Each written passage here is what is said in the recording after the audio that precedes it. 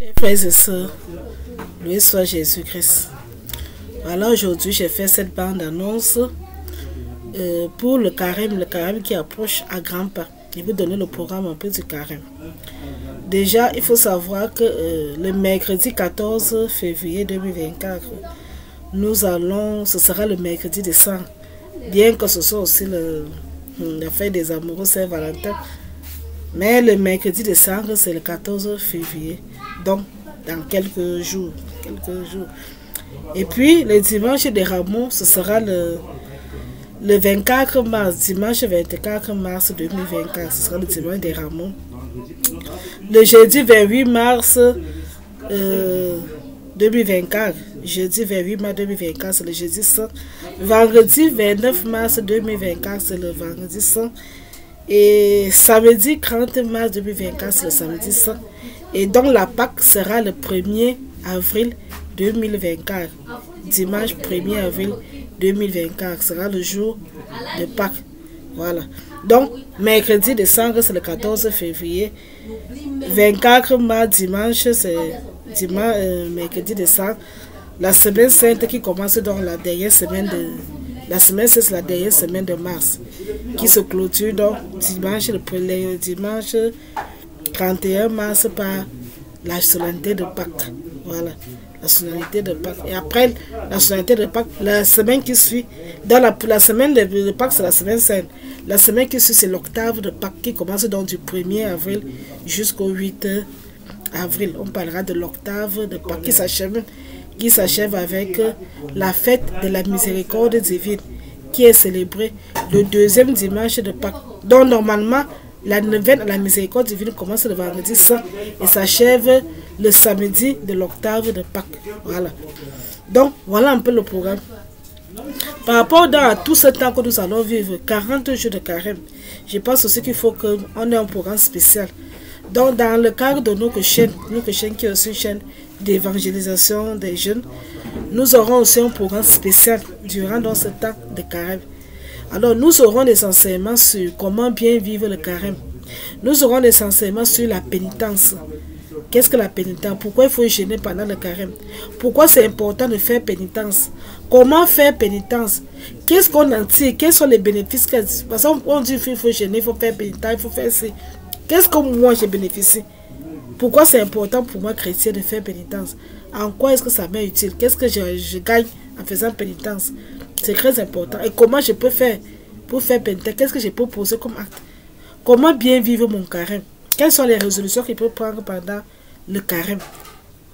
Pourquoi même on fait carême pendant 40 jours? Voilà autant de questions qu'on va essayer de répondre. On dit le carême, c'est quoi? Paix, prière, pénitence, partage. Alors comment vivre mon carême?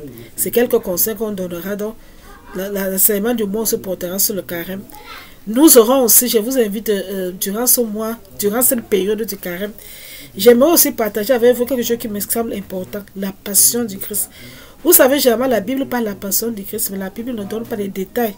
Il y a certains détails. Oui, on sait que Jésus a été arrêté, qu'il a été jugé, il a été condamné, qu'on l'a fouetté, qu'on l'a crucifié, puis il est mort. Bref, mais il y a beaucoup de détails sur cela qu'on ne connaît pas. Donc, d'abord, les prophéties qui annonçaient un Messie souffrant, qui annonçaient ce que Jésus allait souffrir, parce que tout ce que Jésus a subi pendant la semaine sainte a été annoncé par les prophètes. Quels sont les prophètes donc qui annonçaient la passion du Christ? Ils ont dit quoi exactement? De deux, qu'est-ce qui s'est même passé ce fameux... qu'est-ce qui s'est même passé avec Judas? Qu'est-ce qui s'est passé le fameux Jésus saint? Qu'est-ce qui s'est passé le fameux vendredi saint? Des événements qui se sont succédés. Donc on prend un peu la passion du Christ, de la trahison de Judas jusqu'à la mort, l'enterrement et tous ces événements qui se sont passés.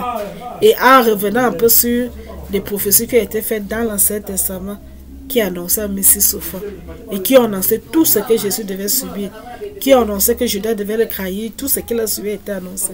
Alors qu'est-ce qui s'est passé le jour même de la passion du Christ? Je vous invite aussi à revivre la passion du Christ tel que ça a été, tel que ça s'est réalisé la semaine sainte, c'est-à-dire le fameux week-end de jeudi saint, vendredi saint. Ce qui s'est vraiment passé. Qu'est-ce qui s'est réellement passé? Peut-être en écoutant, en découvrant encore la passion du Christ, Et ça va nous amener à comprendre, à découvrir un peu l'intensité de ce que Jésus a souffert par amour pour nous.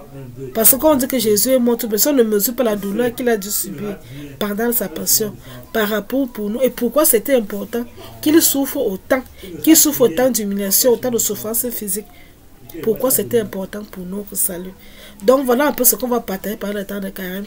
Enseignement sur la pénitence, sur le jeûne, comment bien vivre le carême. Enseignement sur les prophéties qui annonçaient le Messie. Et aussi on découvre la passion du Christ. Bien connaître la passion du Christ. Bien connaître la passion du Christ. Ce qui s'est réellement passé lors de la passion du Christ. Ce sera dans notre programme spécial pendant le carême. Que Dieu vous bénisse abondamment, qu'il vous comble de ses grâces et qui vous accorde la grâce de bien vivre votre carême tel que vous l'avez bien voulu. Et que l'Esprit Saint vous accompagne toujours. Que la Vierge Marie intercède pour vous. En tout, loué soit Jésus-Christ et à très bientôt pour le premier enseignement. Que Dieu vous bénisse. Bye bye.